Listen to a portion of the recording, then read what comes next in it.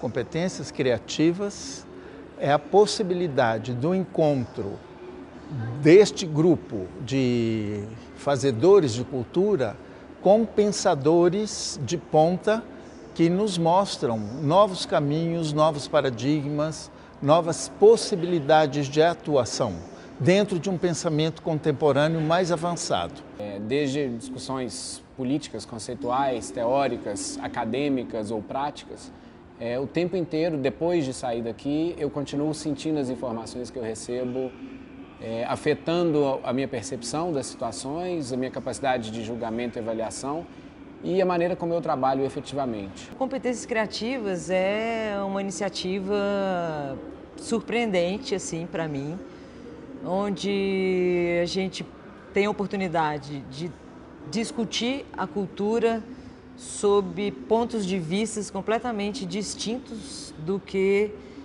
a gente está acostumado a falar em cultura, né? As pessoas que estão reunidas nesta atividade e que se dedicam fundamentalmente à produção cultural, elas podem, digamos, se beneficiar bastante de uma reflexão dessa natureza, porque aquilo que se está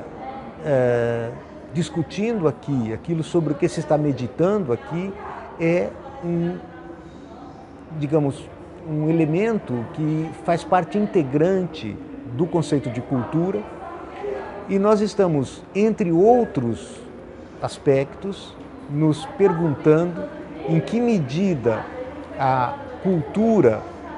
nos seus mais diferentes modos de manifestação e nas suas mais diferentes esferas, em particular, por exemplo, no domínio das artes, pode contribuir para, enfim, ampliar, né, a margem de manobra da atuação política e inventar novas formas de ação e de intervenção no espaço público da atuação conjunta. É de uma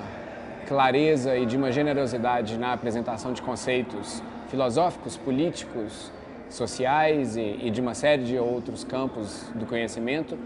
que é absolutamente impressionante e eu tenho certeza absoluta que vai me afetar para sempre, assim. Ainda que as informações sejam tão generosas e tão abundantes que eu sinto uma certa angústia de não conseguir aprender tudo que eu preciso, mas de uma clareza de raciocínio, de uma contextualização e interconexão entre áreas que está me surpreendendo muito, muito impressionante. Pontos de vistas do tipo da semiótica, hoje, por exemplo, né, desde ontem, na verdade, com o professor Oswaldo, ele traz o pensamento filosófico e político para a gente pensar a cultura e são... desculpa a expressão, soco no estômago que a gente vai tomando um atrás do outro e que dá essa remexida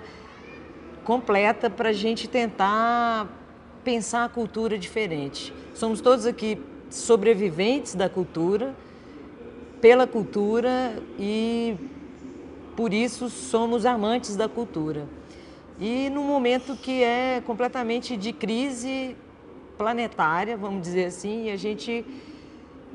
tem aqui o objetivo, então, com essas sementes, né, com essa tempestade de informações que a gente está tendo, de abrir aí um campo para pensar a cultura diferente. É a certeza de que nós, da área de cultura, devemos, acima de tudo, refundar um olhar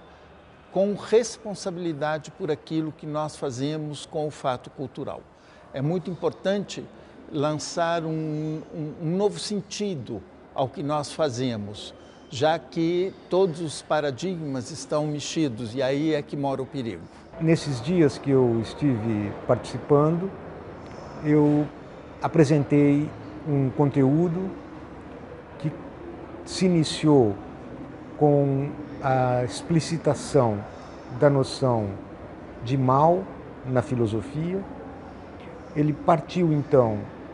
de uma discussão geral sobre o conceito de mal e centrou-se na noção de mal banal em Hannah Arendt, cujo significado eu pretendi explicitar.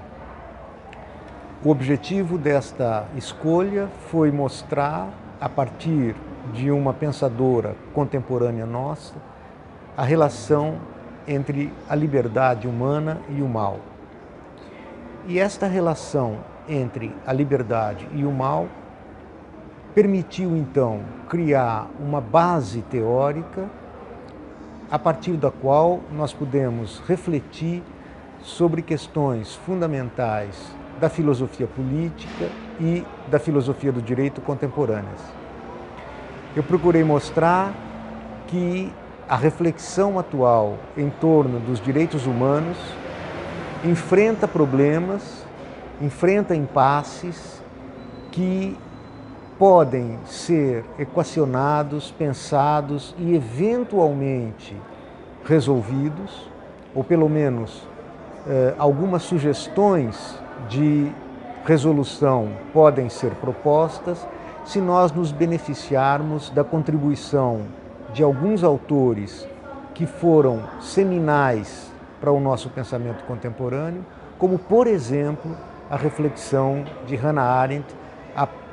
propósito de uma concepção de cidadania internacional. A ideia arendtiana de um direito a ter direitos talvez seja para nós hoje uma proposta bastante útil, bastante relevante e bastante atual, tanto para a filosofia do direito quanto para a filosofia política. A importância fundamental que ele traz é a discussão sobre a questão do espaço público e a sua relação, ou seja, a relação do espaço público com o espaço privado. Toda essa relação permeia a nossa atividade e a discussão dos rumos da nossa atividade, que é a atividade cultural. Eu já tinha grandes expectativas com relação ao Competências Criativas quando a proposta surgiu e eu participei do processo de seleção, mas eu não tinha a menor ideia de que ele pudesse ter um potencial tão inquietante e transformador para mim em termos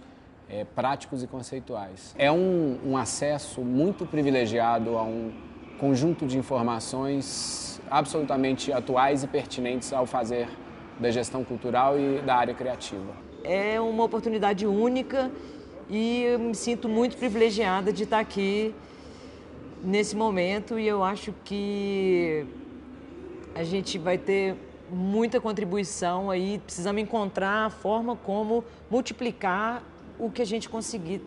trazer e levar daqui, do Competências Criativas.